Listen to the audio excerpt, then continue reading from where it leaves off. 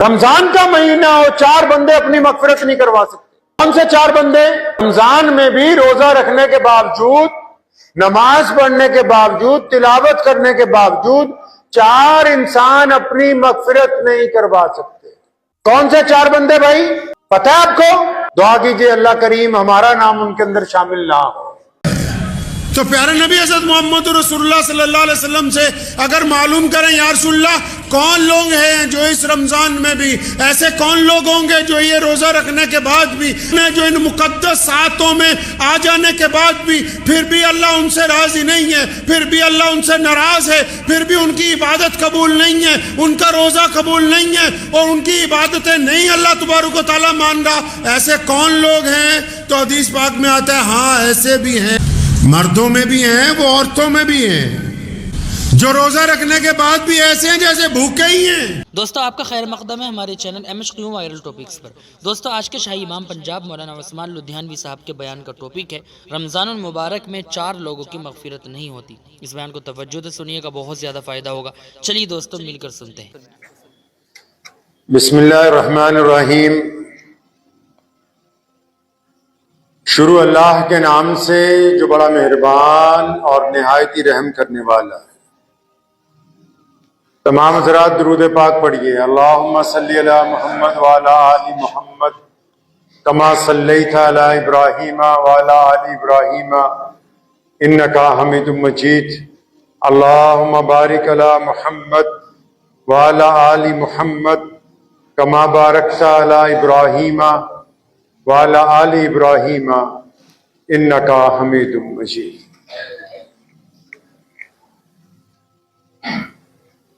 تو نشان بے نشاں ہے، تو جہان سروری ہے، تجھے دیکھنا عبادت تیری یاد بندگی ہے۔ تو نشان بے نشاں ہے، تو جہان سروری ہے،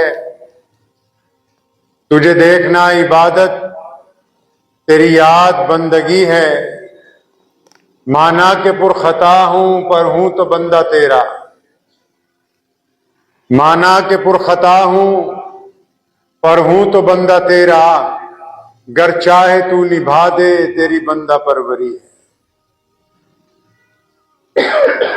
رمضان المبارک 1446 2025 کا دوسرا جمعہ ہے۔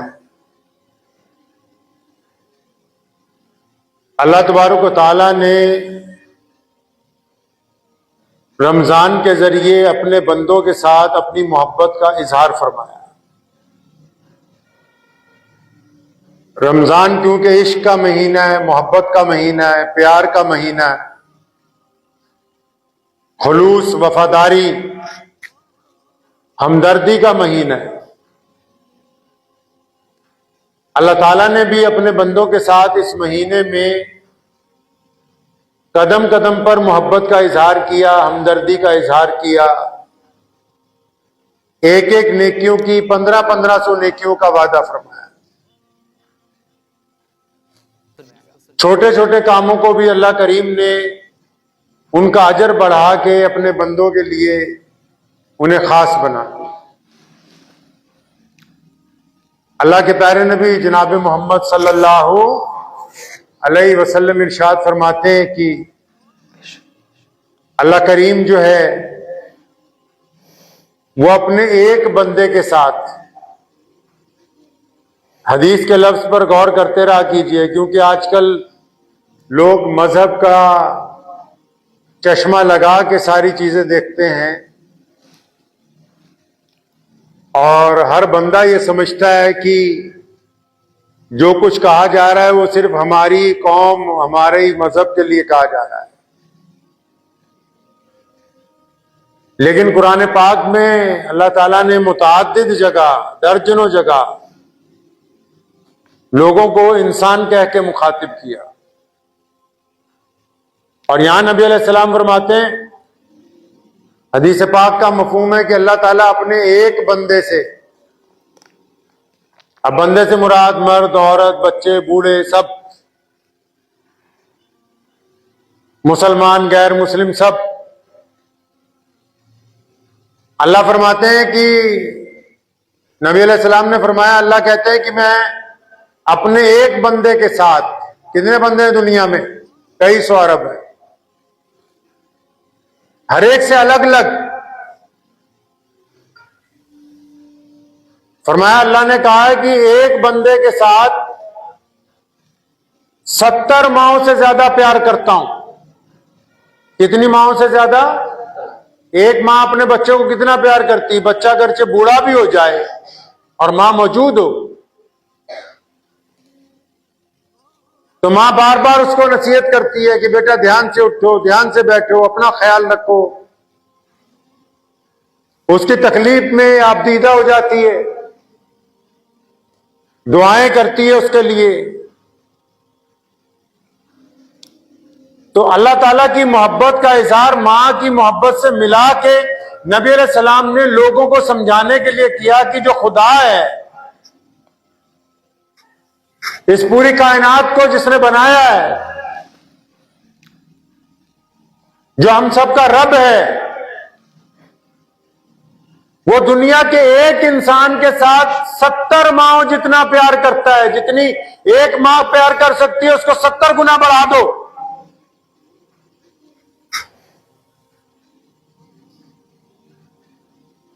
قرآن پاک میں بھی اللہ کریم نے اپنے اس محبت کا ذکر کیا کئی جگہ. دنیا میں اصول ہے ایک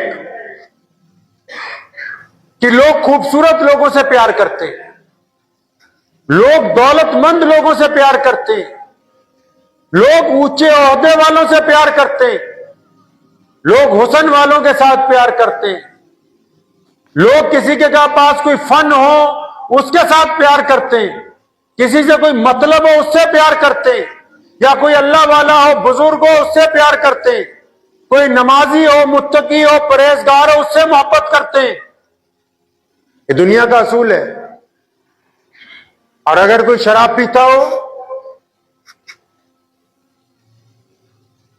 کوئی ڈاکو ہو، بے ایمان ہو، کوئی بدصورت ہو، کوئی بدبو مار رہا ہو، کسی سے کوئی غلطی ہو گئی ہو تو لوگ اس سے محبت نہیں کرتے. لوگ اس کے اوپر نکتہ چینی کرتے ہیں کہ یار وہ تو بے ایمان ہے، وہ بے نمازی ہے، وہ گنڈا ہے، وہ بدماش ہے. محبت نہیں کرتے، اس سے نفرت کا اظہار کرتے. کریں گے بھی کیونکہ اس کے کارنامے ایسے ہیں. لیکن اللہ کریم نے قرآن پاک میں ذکر کیا، اپنے بندوں کو کہا مجھے تم سے بڑی پیار ہے، بڑی محبت ہے. اب کن بندوں سے کہا؟ نمازیوں سے نہیں، متقیوں سے نہیں، حسین لوگوں سے نہیں، پرہیزگاروں سے نہیں. بلے شاہ نے کہا ایک جگہ، فرماتے ہیں کہ ایک گناہ میرے ماں پیو ویکھن دیون دیس نکالا. فرماتے ہیں جو ماں باپ ہوتے ہیں نا، جب بچے بڑے ہو کے بار بار غلطی کرتے ہیں، بار بار غلطی کرتے ہیں، ماں باپ کو تنگ کرتے ہیں تو کچہری پہنچ جاتے ہیں، کہتے ہیں اس کو بے دخل کرنا ہے، نوٹس بنواؤ، اس کو اپنی جائیداد سے بے دخل کرنا ہے، اپنے گھر سے نکالنا ہے، ہمارے کہنے سے باہر ہو گیا یہ. تو بلے شاہ رحمت اللہ علیہ نے اس کی عکاسی کی ہے. فرمایا ایک گناہ میرے ماں پیو ویکھن دیون دیس نکالا، ایک گناہ میرا مولا ویکھے غلطیاں بخشن والا. کہ قرآن پاک میں اللہ نے کہا ما غرک بربک الکریم، اپنے ان بندوں کو جن سے بہت زیادہ گناہ ہو گئے، اللہ ان سے فرماتا ہے کہ تم کو کس نے غلط فہمی میں ڈال دیا؟ میں تو تم سے پیار کرتا ہوں، محبت کرتا ہوں، ارے تم میری طرف آؤ تو صحیح، توبہ کے لیے ہاتھ تو پھیلاؤ، سجدہ تو کرو میرے آگے کم از کم، ایک دفعہ کہو تو صحیح کہ میرے رب تو مجھے معاف کر دے. فرماتے تو ایک قدم میری طرف آئے گا، میں 70 قدم تیری طرف آ جاؤں. تو چل کے آئے گا وہ دوڑ کے تیرا بازو پکڑ کے اپنی طرف کھینچ لے. اللہ کریم کی یہ صفت ہے کہ اللہ کریم کی جو رحمت ہے وہ اللہ تعالی کی تمام صفات کے اوپر غالب ہے. حدیث میں آتا ہے اللہ کریم نے خود بتایا کہ میری رحمت جو ہے وہ تمام صفات کے اوپر وہ غالب ہے. یعنی کوئی بندہ کتنا ہی غلطیاں کرنے والا کیوں نہ ہو, کتنا ہی بڑا گنہگار کیوں نہ ہو, لیکن جب اللہ کی رحمت اسے ڈھانپ لیتی تو اللہ کریم اسے معاف کرنے کے لیے تیار. رمضان المبارک تو اللہ نے بہانہ بنایا کہ آؤ میرے بندو سارے سال کی غلطیاں مان لو, کوتاہیاں مان لو. اللہ اپنی محبت کا اظہار کر رہے ہیں. 1500 نیکیاں نمازوں کے اوپر, کسی کا ہاتھ پکڑ کے راستہ دکھانے کی نیکی, آنکھیں جھکا کے چلنے پر نیکی, زبان بند رکھنے پر نیکی, چپ چاپ بیٹھنے کے اوپر نیکی, ماں باپ کے سامنے ہاں جی کہنے پر نیکی, کسی کی طرف صرف مسکرا کے دیکھنا کہ وہ آپ سے ناراض نہ ہو اس لیے نیکی, شفقت کی نگاہ سے اپنی ماں باپ کو دیکھ لینا اس کے اوپر نیکی. اللہ کریم نے اس مہینے میں بہانے بنائے اپنے بندوں کو بخشنے کے. اب بندے ہیں کہ ان میں کئی اڑے ہوئے ہی ہیں کہ بھئی ہمیں تو بخشش کروانی نہیں ہے, ابھی ان کو یہ غلط فہمی بھی ہم تو بہت ابھی زندگی بہت پڑی ہے. بہت سارے لوگوں کو یہ غلط فہمی ہوتی ہے کہ ابھی تو بہت لمبی زندگی پڑی ہے. آپ اللہ کریم کا کبھی جو اللہ کا انڈیکس ہے, خدا کا, ایشور نے جو اپنا نظام بنایا, ہر چیز کا نظام ہوتا ہے نا, پولیس کا نظام ہوتا ہے, کارپوریشن کا نظام ہوتا ہے, لوکل باڈیز کا نظام ہوتا ہے, ہر ایک کا اپنا سسٹم ہوتا ہے نا. اللہ کا بھی سسٹم, خدا نے بھی ایک سسٹم بنایا. آپ محلوں میں جاؤ,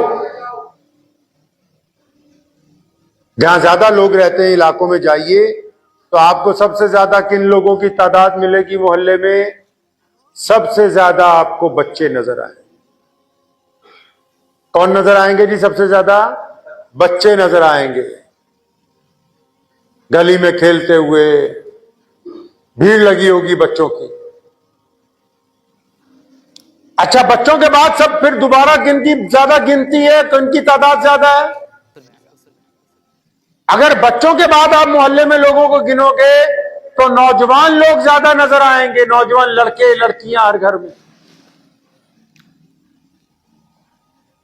اچھا, ان کے بعد اگر کسی کی گنتی آتی ہے تو وہ بڈھے بڈھیاں ہیں, وہ کسی گھر میں ایک ہے, کسی میں دو ہے. سمجھ آئی بات؟ نہیں سمجھ آئی. یہ اللہ کا نظام ہے. بچے سب سے زیادہ ہیں پوری دنیا میں, ان کے بعد جوان ہیں, ان کے بعد بڈھے ہیں.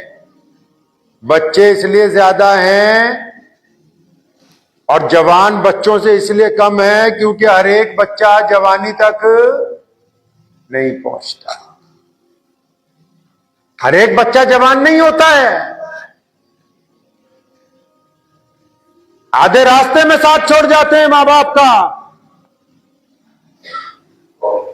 ان کو تو غلط فہمی ہے, ابھی بہت مدت پڑی ہے زندگی کی. اب بڈھے اس لیے کم ہے کہ ہر ایک جوان بڈھا نہیں ہوتا بھائی. وہ تو کہہ رہا ہے کہ میں 70-80 سال میں جا کے نمازی بنوں گا, پھر حاجی بنوں گا, پھر داڑھی رکھوں گا, پھر جھوٹ بولنا چھوڑوں گا. ارے جوانوں کی گنتی اس لیے زیادہ ہے, بڈھے اس لیے کم ہے کیونکہ ہر ایک جوان بڑھاپے تک نہیں پہنچ پاتا.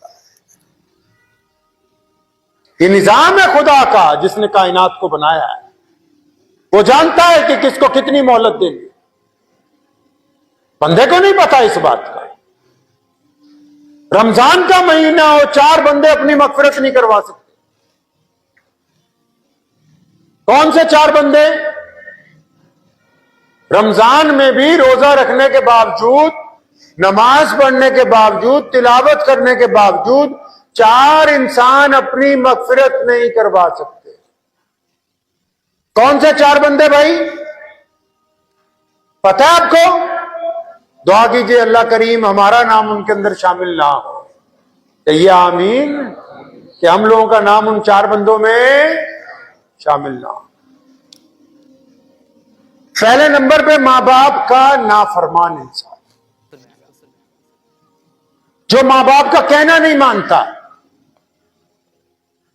ماں باپ سے بدتمیزی کرتا ہے، بدخلق ہے، اور پھر روزے بھی رکھتا ہے، نماز بھی پڑھتا ہے، لیکن ماں کو باپ کو گالی دیتا ہے، ان کے سامنے بولتا ہے. نبی علیہ السلام فرماتے ہیں یہ مغفرت نہیں کروا سکتا، اس کا کوئی فائدہ نہیں روزہ رکھنے کا، ختم ہے اس کا کام. اس کو غلط فہمی ہے کہ رمضان الشریف کا میں روزے رکھ رہا ہوں. ارے بھائی رمضان کا روزہ تو کہتا ہے ماں باپ کی فرما برداری ہونی چاہیے، ان کی اطاعت ہونی چاہیے، ان کا کہنا ماننا چاہیے. دوسرے نمبر پہ کثرت کے ساتھ جو بندہ شراب پیتا ہے، رمضان میں بھی نہیں ہٹ رہا، رمضان میں بھی توبہ نہیں کر رہا، دن میں روزہ رکھتا ہے، رات کو شراب پیتا ہے، اللہ کے غضب کو للکار رہا ہے، دن میں روزہ رکھ رہا ہے، رات کو گناہ کر رہا ہے. اس کو کوئی فائدہ نہیں روزہ رکھنے. تیسرا وہ ہے جس کے دل میں کینہ ہے. کینہ سمجھتے ہیں؟ دوسرے کے متعلق دل میں حسد رکھ کے 24 گھنٹے پلان بنانا کہ اس کو نقصان کیسے پہنچا سکتا ہوں، اس کی بے عزتی کیسے کر سکتا ہوں، اس کے سامنے والے کی کیسے نیلامی کرواؤں، کس طرح اس کو نیچے گراؤں. کینہ ہے دل کے اندر، اور روزہ رکھ رہا ہے، روزہ رکھ کے بھی اسی چکر کے اندر لگا ہوا ہے. کیونکہ اللہ کریم تو دلوں کا حال جانتے ہیں، اللہ تو دل کا حال جانتے ہیں نا. باہر تو ہم چال بازی کر سکتے ہیں کہ چلو لدھیانہ میں پھر رہے، پنجاب میں پھر رہے، روزہ نہیں رکھیں گے، لوگوں کو پتہ نہیں چلے گا، لیکن اللہ تو جانتے ہیں کہ کیا بے ایمانیاں کر رہا ہے یہ. اللہ جانتے ہیں کیسی چال بازیاں کر رہا ہے. ایسا کینے والا بندہ جو روزہ رکھ کے بھی کینہ پروری نہیں چھوڑتا، اس کو بھی روزہ رکھنے کا کوئی فائدہ نہیں، رمضان اس کو نہیں فائدہ پہنچا سکتا. چوتھے نمبر پہ وہ جو رشتے توڑوانے میں لگا رہتا ہو، رشتے داروں میں آگ لگاتا ہو، رشتے داروں میں گروہ بناتا ہو، ان میں فساد کے بیج بوتا ہو، ان کے ٹکڑے کرنے کی کوشش میں لگا رہتا ہو ہمیشہ، اس کو بھی کوئی فائدہ نہیں رمضان. ہاں البتہ یہ چاروں لوگ اگر توبہ کر لیں تو رمضان میں بھی ان کے لیے توبہ کا دروازہ کھلا ہوا ہے. اگر یہ اپنے رب سے معافی مانگ لیں، ایک مختصر سی سیدھی سادی بات کو سمجھ لیجئے کہ جتنی عبادات ہیں، جتنی بھی عبادتیں، چاہے وہ نماز ہے، چاہے وہ روزہ ہے، چاہے وہ حج ہے، چاہے وہ زکوٰۃ ہے، چاہے وہ صدقات ہیں، چاہے وہ تسبیحات ہیں، چاہے وہ قرآن پاک کی تلاوت ہے، جتنی بھی عبادتیں ہیں، جتنی بھی عبادتیں اسلام میں ہیں، ان کا تعلق آپ کی عادتوں کے ساتھ جڑا ہوا ہے. کن کے ساتھ جڑا ہوا ہے بھائی؟ عادتوں کے ساتھ جڑا ہوا ہے. اگر یہ عبادت آپ کی عادت پر اثر انداز نہیں ہو رہی، بالکل ایسے ہی جیسے کسی ڈاکٹر سے دوائی لینے جاتے ہیں، فائدہ ہی نہیں ہو رہا،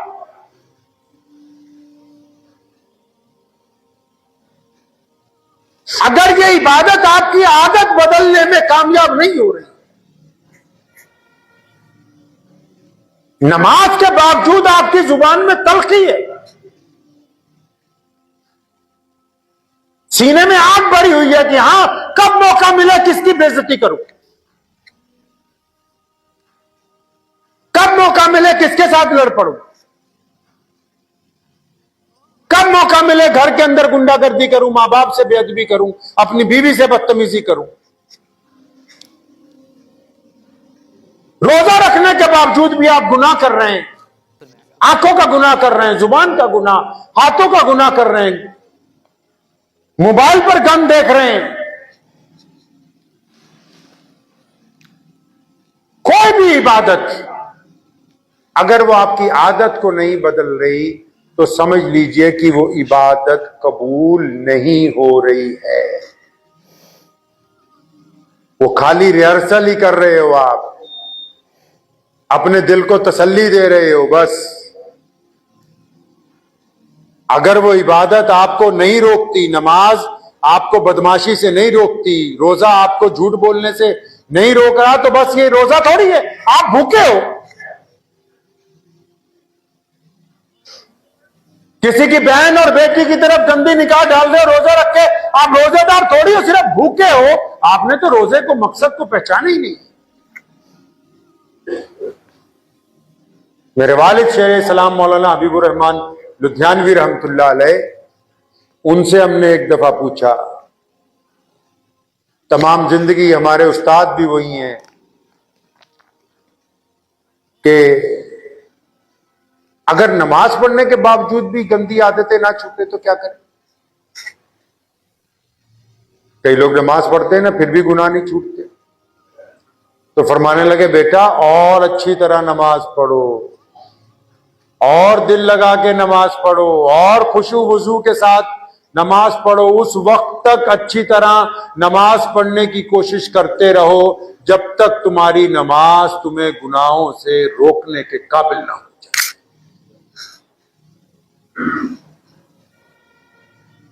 رمضان آیا اسی لیے, اللہ نے اپنے بندوں سے محبت کا اظہار کیا, اور کون چاہتا ہے کہ اس کا محبوب یا اس کا عاشق جو ہے وہ برا بندہ ہو. اور عشق کا اظہار صرف مسلمانوں سے نہیں کیا, بلکہ مسلمانوں کے ذریعے پوری کائنات کے لوگوں سے بھی کیا, کہ جو روزے دار ہوگا وہ غیر روزے دار جو غیر مسلم اقوام ہیں ان کے ساتھ بھی ان کا جو وتیرہ ہوگا, ان کے جو تعلقات ہوں گے, ان کے جو آپس میں سمبند ہوں گے, ان کا جو میل جول ہوگا, وہ بھی پیار اور محبت کے اوپر قائم کریں گے اس کو. صرف یہی تھوڑی کہ روزے دار اکیلا روزے دار ہے, نہیں, روزے دار ایک اچھا بیٹا ہے, روزے دار ایک اچھا خامد ہے, روزے دار ایک اچھا بیوپاری ہے, روزے دار ایک اچھا مزدور ہے, روزے دار ایک اچھا ڈاکٹر ہے, روزے دار ایک اچھا آفیسر ہے, روزے دار ایک نیک نوجوان ہے, روزے دار ایک نیک بیٹی ہے, روزے دار ایک نیک ماں ہے, کیونکہ اس نے روزہ رکھا ہے اور وہ اللہ اور اس کے رسول صلی اللہ علیہ وسلم کے حکم کے اندر ڈھل گئے ہیں. اب ان کی ذات سے کسی کو کوئی تکلیف پہنچنے والی نہیں. ذہن نشین کریے ان باتوں کو. اللہ آپ سے محبت کرتے ہیں اور اللہ چاہتے ہیں کہ میرے بندے بھی اللہ کی مخلوق کے ساتھ, اللہ چاہتے ہیں کہ اللہ کے بندے بھی اللہ کی مخلوق کے ساتھ کیا کریں بھائی؟ محبت کا اظہار کریں. اللہ کے بندے بھی اللہ کی مخلوق کے ساتھ اللہ کی دیگر مخلوق سے محبت کا اظہار کریں. لوگ پوچھتے ہیں نا اکثر کہ ولی کیسا ہوتا ہے؟ جو نمازی نماز پڑھ کے زیادہ بھڑک رہا ہو, زیادہ لوگوں کو تانے دے رہا ہو, گالیاں دے رہا ہو, چاہے داڑھی جتنی مرضی لمبی ہو, چاہے سر پہ 4 پگڑیاں اکٹھی باندھ لے, وہ بندہ اللہ تبارک و تعالیٰ کا ولی نہیں ہو سکتا. جن کے دل میں نرمی پیدا نہیں ہوئی, جو اللہ کی مخلوق کے لیے رحم نہیں رکھتے اپنا ماتا. ایک بات ذہن نشین کر لیجئے, اگر آپ کے مزاج میں رحم نہیں ہے, اپنوں والوں کے لیے, دوسروں کے لیے, چرندوں پرندوں کے لیے, اللہ کی مخلوق کے لیے, پانی اور دریاؤں کے لیے, درختوں کے لیے, پیڑ پودوں کے لیے, اگر آپ کے دل میں رحم نہیں ہے تو آپ کل دین سے خالی ہیں, مکمل دین سے خالی ہیں. اگر رحم کا مادہ آپ کو نہیں. اللہ کریم کو بندے ہی وہ پسند ہیں. پیارے محمد علیہ الصلوۃ والسلام جس رات مدینہ المنورہ میں وہ قیدی لائے گئے بدر کے جنہوں نے ساری زندگی نبی علیہ السلام کو پتھر مارے، ظلم کیا، تشدد کیا۔ آئندہ جمعہ انشاءاللہ یہ واقعات آئیں گے، کیونکہ رمضان المبارک میں 17 رمضان المبارک کو جنگ بدر کا واقعہ پیش آیا اور رمضان میں فتح مکہ کا واقعہ تاریخی دن پیش آیا۔ تو نبی علیہ السلام اتنے کریم نبی تھے کہ رات کو اپنے حجرے مبارک سے باہر آ کے بڑی بے چینی میں ٹہلنے لگے۔ ابو ہریرہ رضی اللہ تعالی نے پوچھا، یا رسول اللہ آپ بڑے پریشان ہیں، کیا بات ہے؟ فرمایا یہ جو قیدی رکھے گئے ہیں نا، ان کے ہاتھ، ان کی رسیاں تم نے ذرا زیادہ زور سے باندھ دی ہیں، اس کی تکلیف کی وجہ سے یہ کراہتے ہیں، ان کے کراہنے کی وجہ سے مجھے تکلیف ہو رہی ہے کہ بھی یہ پریشانی کرتا ہے۔ ان کی رسیاں ڈھیلی کروائیں جنہوں نے ساری زندگی پتھر مارے، جنہوں نے پیارے چچا کو قتل کیا، جن کی وجہ سے پیاری بیٹی جو ہے وہ شہید ہوئی ہیں۔ ہجرت کے راستے میں ام کلثوم رضی اللہ تعالیٰ عنہ کو نیزہ مارا، جن کی وجہ سے اپنا وطن چھوڑا، اپنا گھر چھوڑا، اپنا شہر چھوڑنا پڑا، بیت اللہ کو الوداع کہنا پڑا، جن کی وجہ سے، جنہوں نے سیدنا سمیہ کے ٹکڑے کر دیے، عمار بن یاسر کی جنہوں نے کھال ادھیڑی،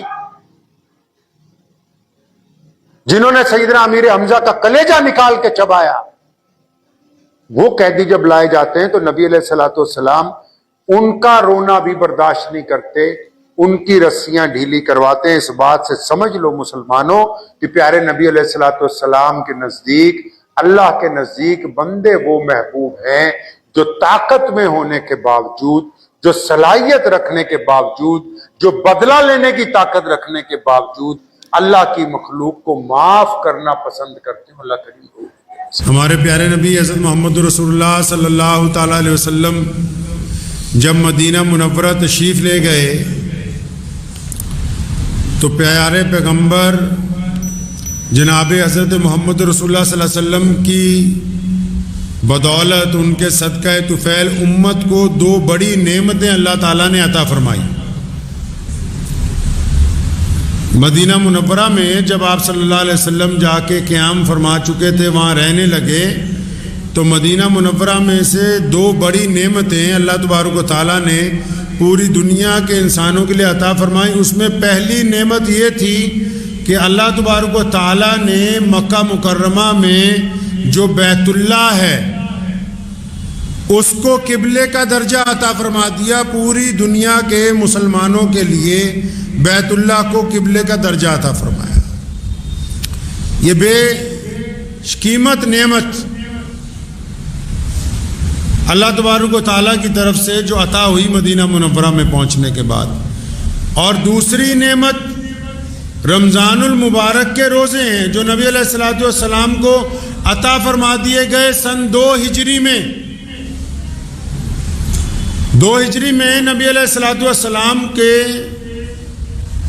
نبوت کے 14ویں سال رمضان المبارک جو ہے وہ روزے فرض ہو گئے، مسلمانوں کو عطا فرما دیے گئے۔ اب پیارے نبی حضرت محمد رسول اللہ صلی اللہ علیہ وسلم کے پاس 9 رمضان گزرے، 9 روزے، یعنی 9 سال نبی علیہ السلام کی حیات مبارکہ میں، حیات ظاہری میں نبی علیہ السلام نے 9 رمضان گزارے۔ اب ہمارا رمضان شریف کیسا ہو، ہمارا رمضان کیسا ہو، یہ تو نبی علیہ السلام کی زندگی بتا سکتی ہے، نبی علیہ السلام کا طریقہ بتا سکتا ہے۔ ہم نے کیسے روزہ رکھنا ہے، کیسے افطار کرنا ہے، روزہ رکھنے کے بعد کرنا کیا ہے۔ عبادتیں تو بہت ساری ہیں، عبادت تو چلتے پھرتے اللہ کا بندہ نام لیتا ہے عبادت ہو جاتی ہے۔ عبادت تو بندہ نماز پڑھنی شروع کرتا ہے تب بھی عبادت ہے، قرآن پاک کی تلاوت کرنی شروع کرتا ہے وہ بھی عبادت ہے۔ عبادتیں تو بہت ساری ہیں، لیکن جب ان عبادتوں کا ذکر کرتے ہیں، ان عبادتوں کی بات کرتے ہیں، تو بعض اوقات جب بچپن سے ہم کوشش کرتے ہیں کہ ہمارے بچوں کو ان عبادتوں کی عادت پڑے، تو پڑھتے پڑھتے عادت پڑتی ہے، پھر وہ عبادتیں کئی عرصہ گزرنے کے بعد اپنا رنگ دکھاتی ہیں۔ ایک بندہ نماز پڑھنا شروع کرتا ہے، نماز پڑھتے پڑھتے نماز کی خامیاں دور ہوتی ہیں، نماز میں خشوع آتا ہے، نماز میں بہت اچھی لذت آنی، ایک وقت گزر جاتا ہے، قرآن پاک کی تلاوت بھی شروع کرتا ہے، روزانہ وقت کو متعین کرتا ہے کہ فجر بعد پڑھوں گا، ظہر بعد پڑھوں گا، عصر بعد پڑھوں گا، دل لگنا شروع ہو جاتا ہے، ایک وقت لگتا ہے، نیکی کا کام کرنے شروع کرتا ہے، کوشش کرتا ہے کہ جھوٹ نہیں بولوں گا، گالی نہیں دوں گا، لیکن رمضان انقلابی عبادت، رمضان المبارک کا روزہ بندے میں انقلاب برپا کرتا ہے۔ رمضان جیسے شروع ہوتا ہے پتہ لگ جاتا ہے کہ رمضان آ گیا، کیونکہ روزہ رکھنے والوں کی چال بدل جاتی ہے، رنگ بدل جاتا ہے، ڈھنگ بدل جاتا ہے، طریقہ بدل جاتا ہے، صبح شام کے قاعدے قانون بدل جاتے ہیں۔ رمضان انسان میں انقلاب برپا کرتا ہے۔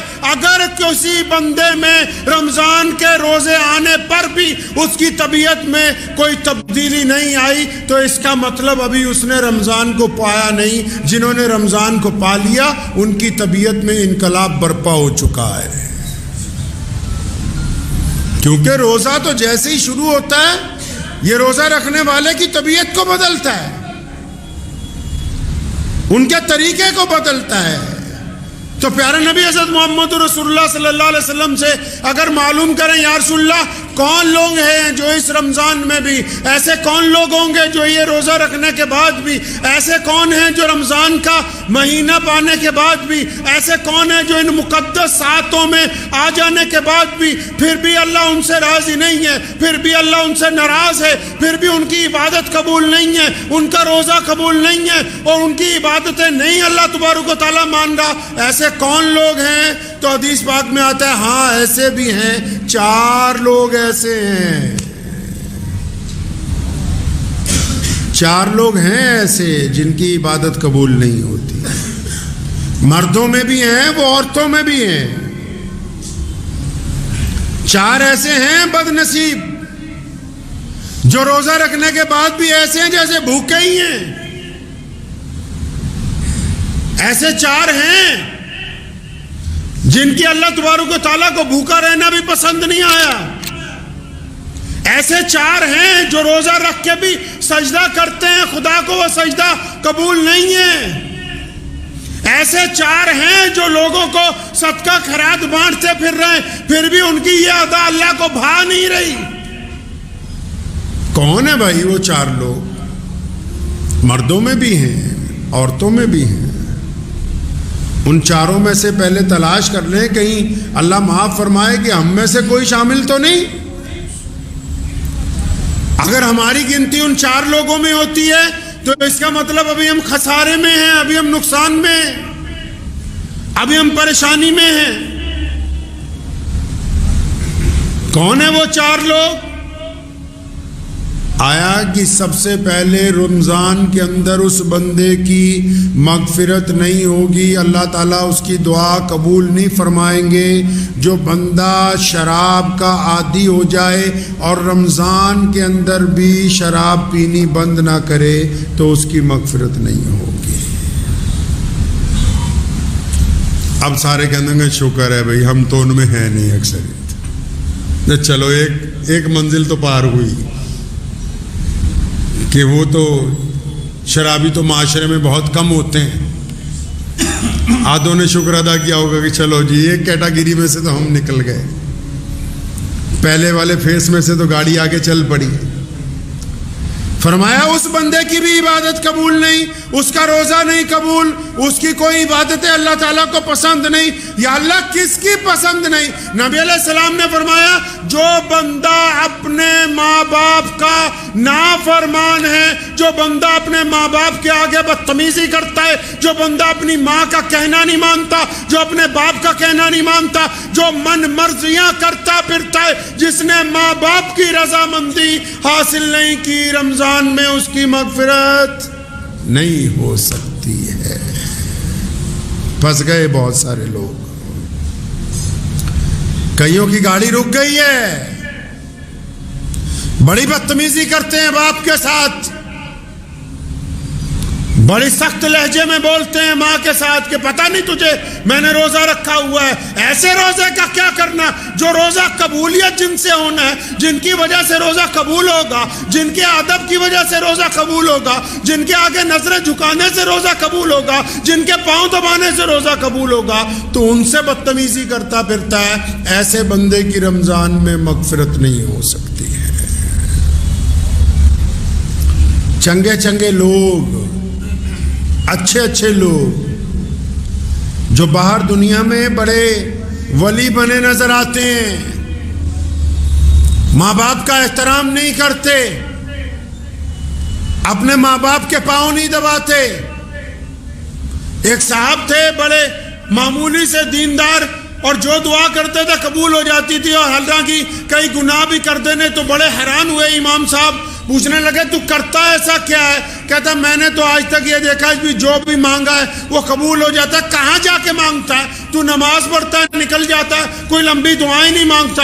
کہتا روز رات کو جب گھر جاتا ہوں نا، اپنے باپ کے اطمینان سے بہت دیر پاؤں دباتا ہوں، پھر اپنی ماں کے پیر دباتا ہوں، پھر ان کے دونوں پاؤں کو اپنی بازوؤں میں لپیٹ کے سر رکھ دیتا ہوں اللہ تعالیٰ کی حضور، اور پھر میں نے آج تک اپنے ماں باپ کے قدموں میں سر رکھ کے اپنے اللہ کے آگے جو کچھ مانگا ہے وہ عطا ہوا ہے، آج تک کوئی دعا رد نہیں ہوئی ہے۔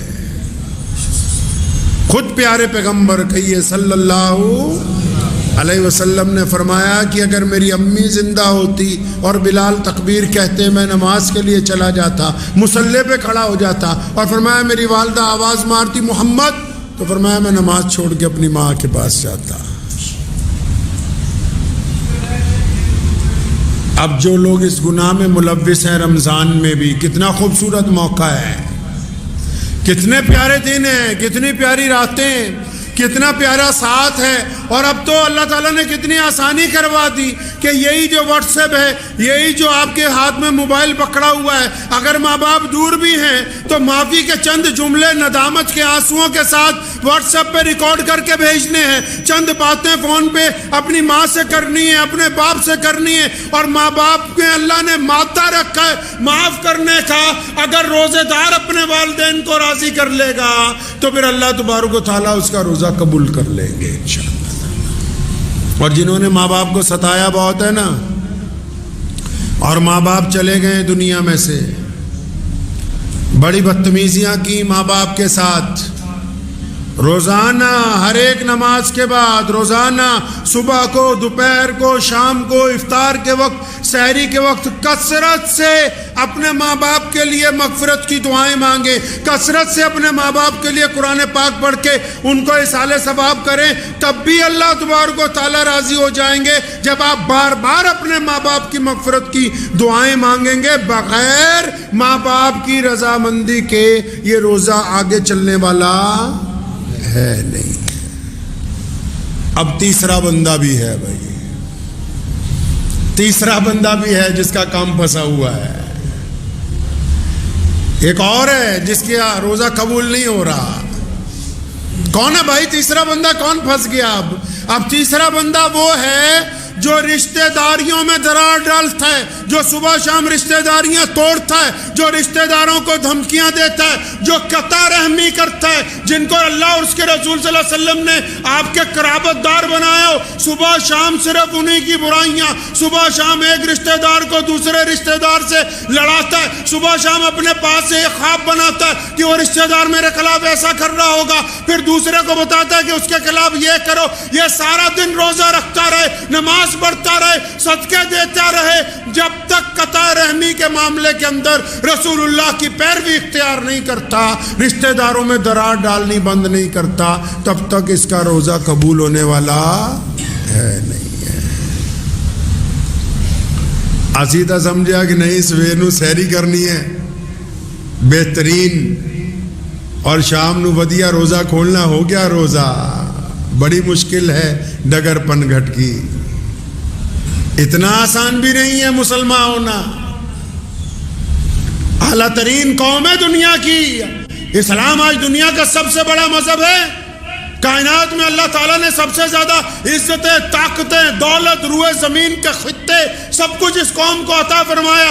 ایسے ہی نہیں عطا فرمایا, اللہ تعالیٰ نے اپنے پیارے نبی حضرت محمد رسول اللہ کو صاحب خلق عظیم بنایا. قرآن نے کہا کہ یا رسول اللہ آپ اخلاق میں سب سے اعلیٰ ہیں, اور پھر رسول اللہ نے اپنے اخلاق کو بانٹا پوری کائنات کے اندر. یہ امت اعلیٰ ترین امت اس لیے بنی کیونکہ ان کا کردار سب سے اعلیٰ ہے, اس لیے اللہ تبارک و تعالیٰ نے ان کو پسند فرمایا ہے. چوتھا بندہ بھی ہے, چوتھا تو بہت برا پھنسا ہوا ہے, کئیوں کی گاڑی وہیں رکی ہوئی ہے. چوتھا بھی ہے جس کا روزہ خراب ہو رہا ہے, جس کے روزے کے اندر خرابی ہے, جس کی مغفرت کا فیصلہ نہیں ہونے والا, جس کے سجدے قبول نہیں ہو رہے. چوتھا کون ہے یا اللہ؟ اللہ کے نبی صلی اللہ علیہ وسلم بتاتے ہیں چوتھا کون ہے یا رسول اللہ؟ کون ہے ایسا بندہ؟ ایک تو ماں باپ کا نافرمان ہے, ایک رشتہ داریاں توڑنے والا بھی ہے, قطع رحمی کرنے والا بھی ہے, شراب پینے والا بھی ہے. اب یہ چوتھا کون پھنس گیا؟ اچھے نمازی ہیں جو اس میں شامل ہیں. فرمایا چوتھا بندہ وہ ہے جو اپنے دل کے اندر دوسروں کے لیے بغض رکھتا ہے, نفرت رکھتا ہے, کینہ رکھتا ہے, دوسروں کے لیے بلا وجہ نفرت دل میں رکھتا ہے. اب یہ نفرت رکھ کے سجدہ کر رہا ہے. اگر میری جیب میں, عام مثال دے رہا ہوں میں, یہ کوئی قرآن حدیث میں نہیں ہے, اگر میری اوپر والی جیب میں پیسے ہوں, زیادہ سجدہ کروں گا گر جائیں گے. اگر اوپر والی جیب میں نعوذ باللہ کوئی نشے کی چیز ہو تو سجدہ کروں گا, وہی گرے نا نیچے. کیا ہے اس دل کے اندر جو سجدہ کرتے ہو؟ فرمایا بغض رکھتے ہو دوسروں سے.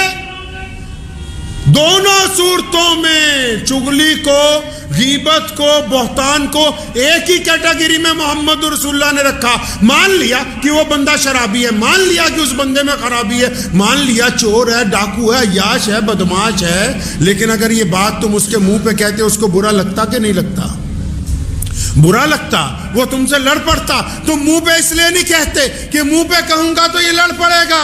تو نبی علیہ السلام نے فرمایا کہ اگر یہ اپنے بھائی کی غیبت کرتا ہے, اس میں برائی ہے تو برائی کو بھی بیان کرنا فرمایا منع ہے. اور اگر اس میں برائی نہیں ہے, تم کہتے ہو کہ چور ہے, وہ چور نہیں ہے. تم کہتے ہو بے ایمان ہے, وہ بے ایمان نہیں ہے. تم کہتے ہو ریاکار ہے, وہ ریاکار نہیں ہے. تم کہتے ہو زانی ہے, وہ زانی نہیں ہے. اگر تم اپنے پاس سے بھی الزام لگاتے ہو, پہلی صورت میں غیبت ہے, اگر اس میں گناہ ہے تو غیبت کا گناہ, اور اگر اس میں وہ گناہ نہیں ہے تو بہتان کا گناہ. اب چغلیاں کرنے والے بھی خدا کی حضور بخشے جائیں گے کیا؟ اب بے ایمانیاں کرنے والے بھی روزے میں بخشے جائیں گے کیا؟ جن کے دل غیبت سے بھرے ہوئے ہوں, جو گھروں کے اندر اپنے گھروں میں اپنے بچوں کے ساتھ نفرت رکھتے ہوں, جو مسجد میں آتے ہوں پھر بھی پردھان جی کے چکر میں ایک دوسرے کی ٹانگ کھینچنے کی فکر میں رہتے ہوں, جو یہ سوچتے ہوں کہ فلاں کی خامی کیسے نکالیں, جو 24 گھنٹے اسی چکر میں, اب کسی گھر میں کوئی بہو ہے, کسی کی بیٹی بہو بن کے آ گئی, ہماری کہیں چلی گئی, ہم کہتے ہیں داماد اچھا ہو جائے لیکن ہمارا بیٹا اچھا نہ بنے اپنی بیوی کے لیے. داماد اچھا چاہیے, اپنا بیٹا اچھا نہیں ہو تمہاری بیوی کے لیے. روزہ بھی رکھتے ہو, اپنی بہو کی بے عزتی بھی کرتے ہو, روزہ بھی رکھتے ہو, اپنے بچوں کو بھی ڈانٹتے ہو, روزہ بھی رکھتے ہو, اپنے ماتحت کو بھی ڈانٹتے ہو, پتہ ہے نبی علیہ السلام نے آخری وقت میں کیا کہا؟ یہ صرف آج تک یہی بتاتے کہ یہی کہا میری امت کو بخش دو، میری امت کے لیے مغفرت کا فیصلہ ہو جائے، میری امت کا کیا ہوگا یا اللہ میری. لیکن نبی علیہ السلام نے آخری وقت میں اس کے علاوہ اور بہت سی باتیں کی. ان میں ایک بڑی پیاری بات ہے، فرمایا میں اس بات کے لیے بھی بڑا فکر مند ہوں کہ میرے بعد تم اپنے ماتحتوں کے ساتھ کیا کرو گے، میرے بعد تم اپنے نوکروں کے ساتھ کیسا معاملہ کرو گے، میرے بعد تم اپنے غلاموں کے ساتھ کیا کرو گے. جس نبی علیہ السلام نے زندگی میں ظاہری پردہ فرمانے کے وقت بھی اس بات کی فکر کی ہو کہ میرے بعد ماتحتوں کا کیا ہوگا، نوکروں کا کیا ہوگا، ملازموں کا کیا ہوگا، غریبوں کا کیا ہوگا، مسکینوں کا کیا ہوگا، پھر اس امت پہ روزے فرض کر دیے گئے ہوں. ان فرض روزوں میں روزے دار بندہ اپنے گھر کے اندر ہی ایک بغض رکھتا ہو اپنے ہی دوستوں کے لیے، اپنے ماں باپ کے لیے، اپنی بیوی کے لیے، اپنے بھائی کے لیے، اپنے عزیز و اقارب کے لیے، اپنے نماز کے ساتھیوں کے لیے، پھر یہ سوچتا ہے کہ میرا روزہ ہو گیا. روزہ ہوا نہیں ہے، روزہ نہیں ہوا. روزہ تو برائیوں کو جلانے کا نام ہے، روزہ تو برائیوں کو ختم کرنے کا نام ہے. اچھا روزہ رکھنا چاہتے ہیں آپ، چاہتے ہیں کہ بہت خوبصورت روزہ ہو. روزے دار کو تو غصہ نہیں آتا، روزے دار کو غصہ نہیں آتا. اور جب وہ غصہ آتا ہے، یہ کون کہتا ہے نہیں آتا؟ ارے آتا ہے غصہ، لیکن روزے دار غصے کا اظہار نہیں کرتا. روزے دار غصہ آنے کے بعد گالی نہیں دیتا، روزے دار غصہ آنے کے بعد غصے کو ضبط کر لیتا ہے، روزے دار غصہ آنے کے بعد ناراضگی کا اظہار نہیں کرتا. مطلب روزے دار کو غصہ تو آتا ہے لیکن یہ دوسرے کو غصے کا بتاتا نہیں ہے کیونکہ یہ روزے دار ہے.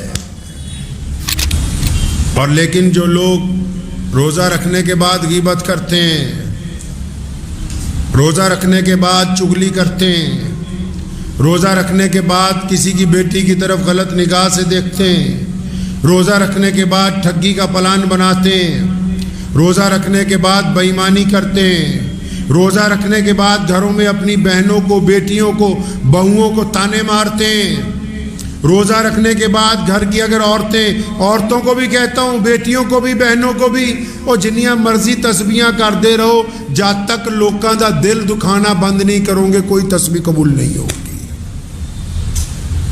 کوئی تسبیح قبول نہیں ہے. دوسرے کے دل میں آگ لگانے کے بعد وَيْلٌ لِكُلِّ هُمَزَةٍ لُمَزَةٍ، فرمایا ویل اور تباہی ہے اس بندے کے لیے، اس عورت کے لیے، اس مرد کے لیے، اس بوڑھے کے لیے، اس بوڑھیا کے لیے. ان کے لیے تباہی ہے. کس کے لیے تباہی ہے یا اللہ؟ فرمایا کہ دوسروں کے عیب ڈھونڈتے پھرتے ہیں، پھر ان عیبوں کو آگے سپلائی کرتے. نار اللہ الموقدہ، اللہ فرماتے ہیں کہ خود ایک آگ جلائیں گے، اس میں ان کا رگڑا لگائیں گے ہم. روزہ رکھتے ہیں تو لوگوں کے دلوں کو تکلیف نہ پہنچائیں. ہوتی ہیں کچھ عبادتیں ہوتی ہیں جو دل کو سکون دیتی ہیں،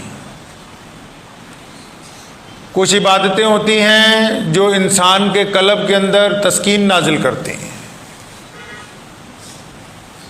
کچھ عبادتیں ایسی ہوتی ہیں جو اللہ سے اپنی بات منوا لیتی ہیں.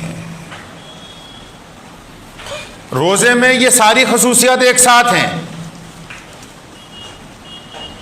کیونکہ روزہ جو ایک عبادت ہے یہ عام عبادت نہیں ہے، یہ اسلام میں انقلابی عبادت ہے. یعنی ایک ایسی عبادت جو انسان کے مزاج میں انقلاب برپا کر دیتی ہے، فوراً تبدیلی لے آتی ہے.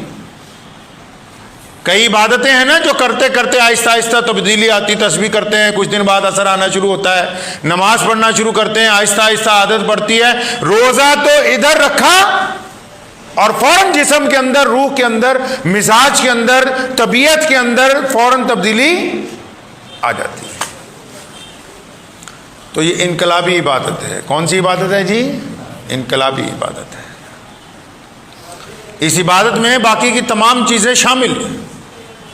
روزہ ہے تو اس میں نماز بھی ہے، روزہ ہے تو قرآن پاک کی تلاوت بھی ہے، روزہ ہے تو تسبیحات بھی ہیں، روزہ ہے تو پھر مسجد کی زیارت بھی ہے، روزہ ہے تو درود پاک کی کثرت بھی ہے۔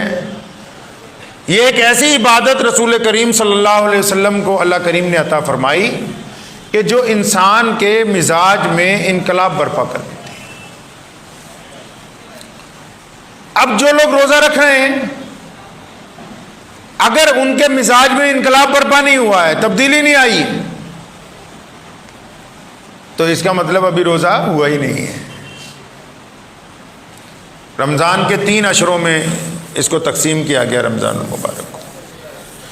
پہلا عشرہ رحمت ہے، دوسرا عشرہ مغفرت کا ہے، اور تیسرا عشرہ جہنم سے آزادی کا ہے، خلاصی کا ہے۔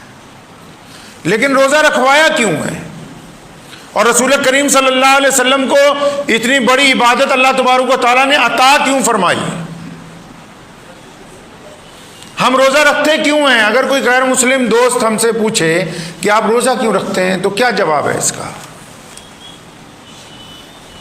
اور پھر روزہ 1-2 دن کا ہو سکتا تھا، یہ پورے مہینے کا روزہ کیوں ہے؟ روزے کو فرض ہونے کے لیے بنیادی وجہ کیا ہے؟ آخر وہ کون سی وجہ ہے کہ اللہ کریم نے اس روزے کو رکھنا ہم پر فرض قرار دیا، ضروری قرار دے دیا گیا؟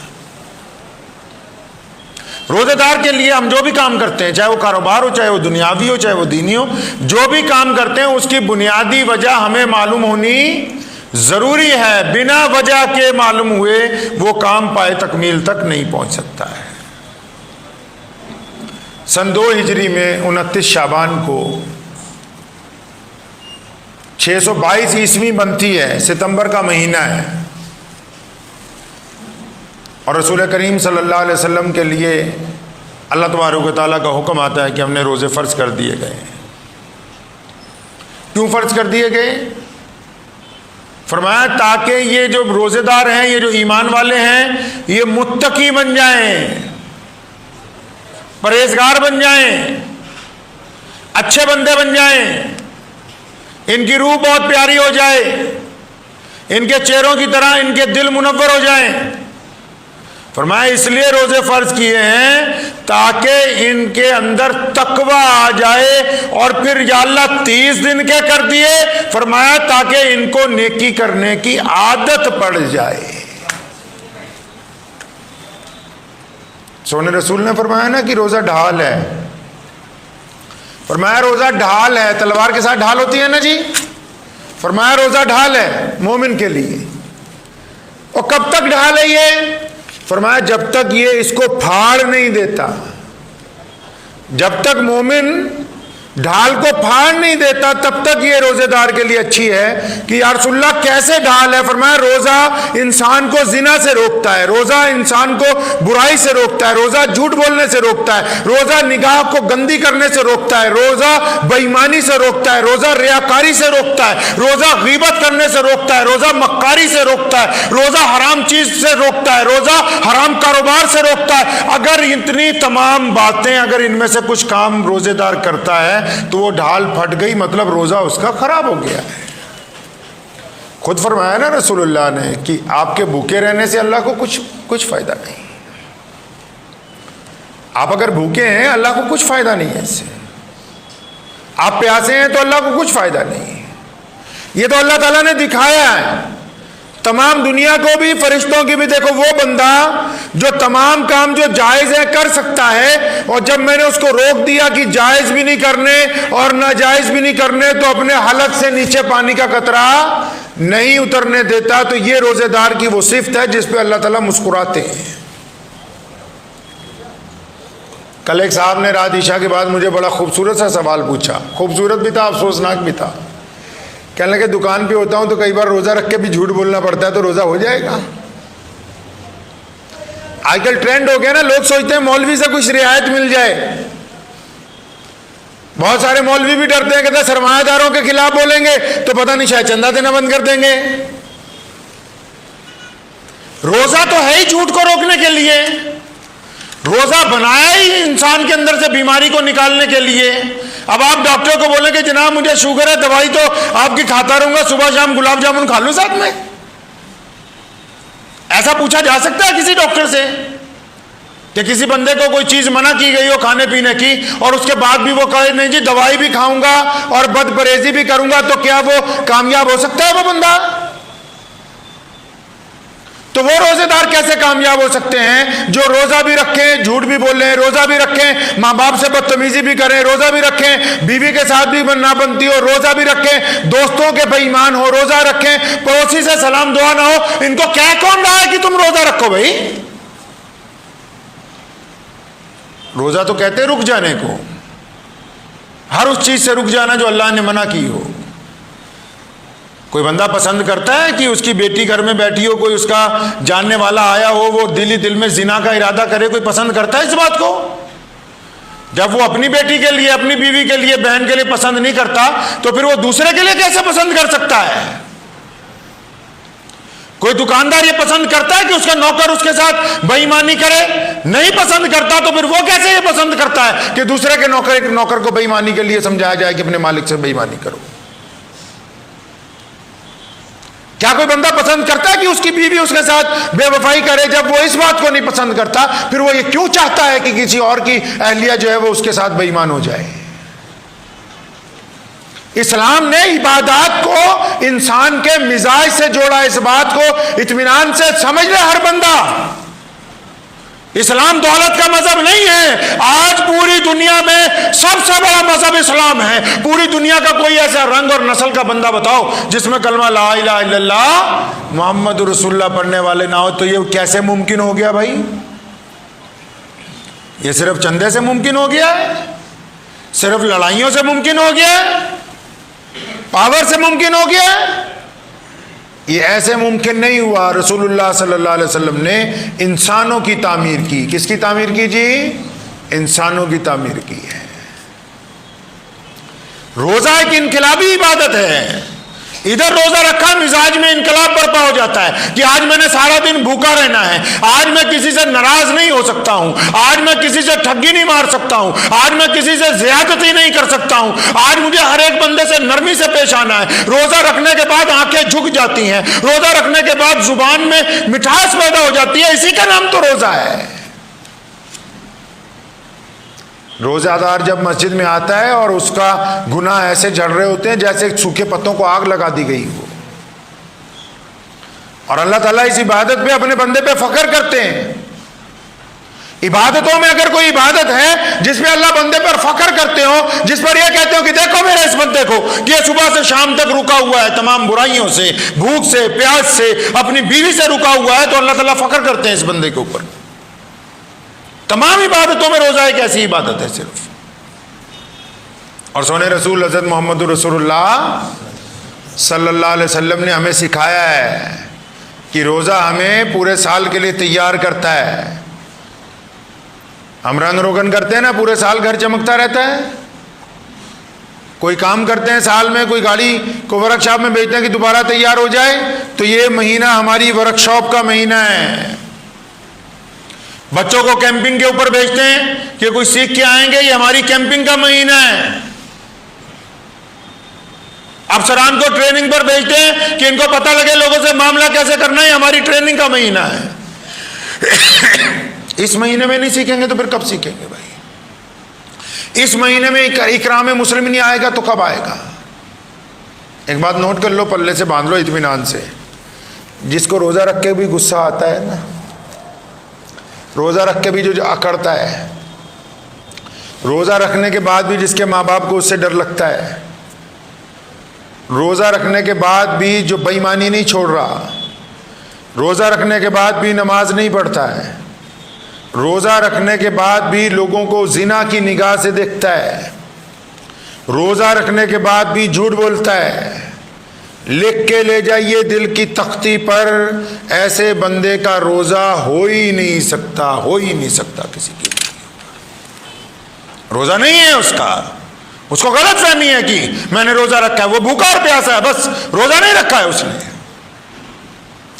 اور کچھ لوگ ایسے بھی ہیں جو سوچتے ہیں کہ پنجاب میں رہ رہے ہیں، روزہ رکھے نہ رکھے، کسی کو پتہ لگے نہ لگے، کسی کو پتہ لگے نہ لگے، وہ اللہ وحدہ لا شریک جو ایک پتھر کے اندر بند کیڑے کی خبر رکھتا ہے، جو دلوں کا حال جانتا ہے، اسے پتہ ہے کس نے روزہ رکھا ہے اور کس نے روزہ نہیں رکھا وہ جانتا ہے. کس کو دھوکہ دینا چاہتا ہے بندہ؟ کس کو دھوکہ دینا چاہتا ہے؟ اللہ کو دھوکہ دینا چاہتا ہے یا اپنے آپ کو دھوکہ دے رہا ہے؟